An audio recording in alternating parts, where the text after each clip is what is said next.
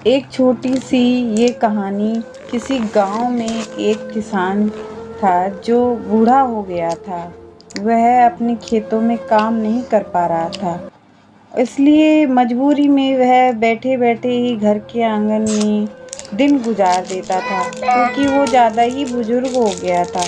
उसका बेटा अभी भी खेत में काम उसके साथ करता ही था, लेकिन वो तो बेटा था, जवान था, और इसकी बूढ़े की उम्र ज़्यादा हो गई थी, इसलिए ये काम नहीं कर पा रहा था। तो फिर ये आंगन में ही पड़ा रहता था।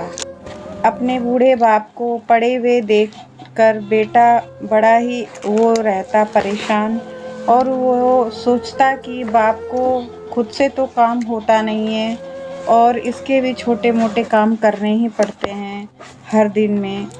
एक दिन बेटा बाप को लेकर बहुत परेशान हो गया।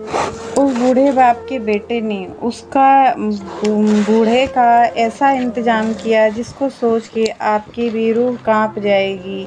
ऐसा भगवान न करे कि कोई बेटा करे। आगे आप कहानी में देखिएगा कि मैं क्या बोलती हूँ।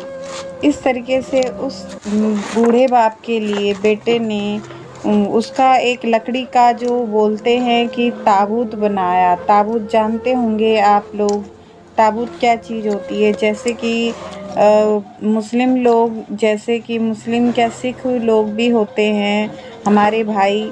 और मैं ये धर्म का नहीं कह रही हूँ, ये तो हमारे धर्म में अलग अलग रीति रिवाज होते हैं इंसान को दफनाने के या जलाने के। लेकिन मैं आपको एक वो कह रही हूँ, ताबूत बनाया जिसके जैसे अंदर रखा जाता है आदमी को, मरे हुए आदमी को। लेकिन बेटे ने इस बूढ़े बाप के बेटे ने उस लकड़ी को ताबूत ऐसा बनाया अपने जिंदे बाप के लिए। और क्यों बनाया आगे आप सुनिए। उसे वह घर के आंगन में लेकर आया ताबूत को, और अपने पिता को उसके अंदर जाने के लिए कहा। अब पिता इतना बुजुर्ग और सीधा साधा बिना कुछ सवाल किए हुए उसके अंदर बैठ गया। बेटे ने ताबूत को कहीं जंगल में ले जाकर और पहाड़ के किनारे तक खींच लाया, जिसके नीचे एक मजबूत चट्टान भी थी जहाँ से वो रगड़ रहा था उस ताबूत को। जैसे ही वह मंजिल के पास पहुँचा, ऊंचाई के पास पहुँचा नीचे गिराने के लिए पहाड़ से, उसने ढक्कन पर हल्की सी मतलब मारी कि आवाज़ सुनी जा रही होगी कि नहीं सुनी जा रही होगी, क्या कर रहा होगा मेरा बाप। तो अंदर से बाप ने ढक्कन खोलने के लिए कहा कि बेटा ढक्कन खोल दो। तो अभी भी वैसे तो उसने लड़के ने दया नहीं करी, पर फिर भी खोल के थोड़ा देख लिया कि इतनी देर हो गई है, बाप मरा भी कि नहीं मरा इसके अंदर, और इसकी सांस चल रही है कि नहीं, कैसे। उसको ना अपने बेटे की आवाज़ सुनाई नहीं दी कि जो बेटा बोल रहा था खोल दो।